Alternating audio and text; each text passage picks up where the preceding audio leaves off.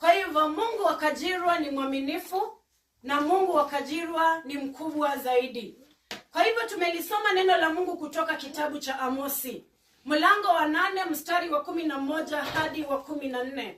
Na maneno haya ninapoyasoma mpendwa, huwa na tafakari, ninakaa nikisema kwamba Mungu anisaidie na akusaidie pia. Bwana Yesu asifiwe.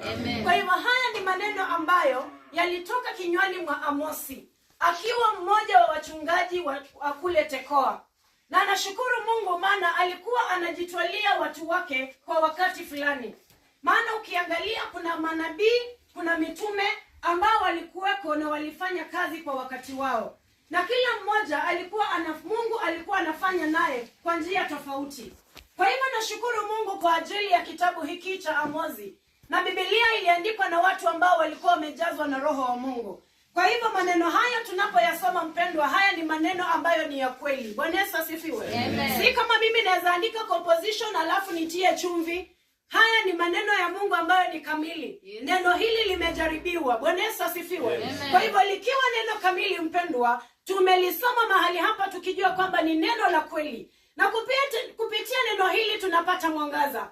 Maana nikawa najiuliza, iwapo hakungetokea na watu ambao Mungu alifanya mambo makubwa nao, Mungu ama Roho wa Mungu alikuwa ndani mwao na kunakili maneno haya ambayo tunayasoma leo, sijui ulimwengu huu tungeishije mpendwa bila hili neno la Mungu ambalo linatuongoza. Sijui Wakristo tungekuwa katika hali gani, maana hatungejielewa tunatoka wapi, tunaenda wapi na tunafaa kufanya nini. Lakini ashukuriwe Mungu aliyeziumba mbingu na nchi. Maana alijua kwamba kuna watu ambao wanahitaji nafasi hii. Kuna watu ambao wanahitaji neno hili ili ya kwamba likaweze likawaongoza.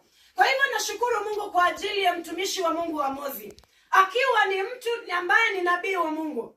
Kwa hivyo unaposoma kuanzia mwanzo, alikuwa na maono ambayo Mungu alikuwa akimuonyesha. Bwana Yesu asifiwe. Na neno hili liko kwa ajili ya kutuonya. Kwa hivyo neno la Mungu linatibu, neno la Mungu linaponya, neno la Mungu linatia moyo, neno la Mungu linarekebisha, na neno la Mungu linaonya. Kwa hivyo maswali yote ambayo tuko nayo mpendwa, majibu tutayapata katika kitabu hiki kitakatifu cha Mungu. Kwa hivyo taifa likiwa ni taifa la Israeli, likiwa ni taifa teule la Mungu, Mungu alilipenda. Na wakati ambao walikuwa katika mateka, wakiwa katika vilio, wakiwa katika hali ambayo si nzuri. Maana ukiwa katika nchi ya ugeni mpendwa, na ukiwa katika hali ya ugeni bila kupata mtu ambaye anaweza kukusaidia na kukusimamia, maisha hayawezi kuendea vizuri. Niseme tu for example, nitoke hapa niende kwa nchi ya ugenini na labda sina mtu huko. Kwa hivyo kufika huko na kuwa katika nafasi nzuri kuanza kujitegemea itakuwa ni hali ngumu. Lakini hao wana wa Israeli walikuwa wameenda kule kwa ajili ya mateka. Bwana Yesu asifiwe. Na ukiwa mateka mpendwa, hauna lako. Maana hakuna jinsi ambayo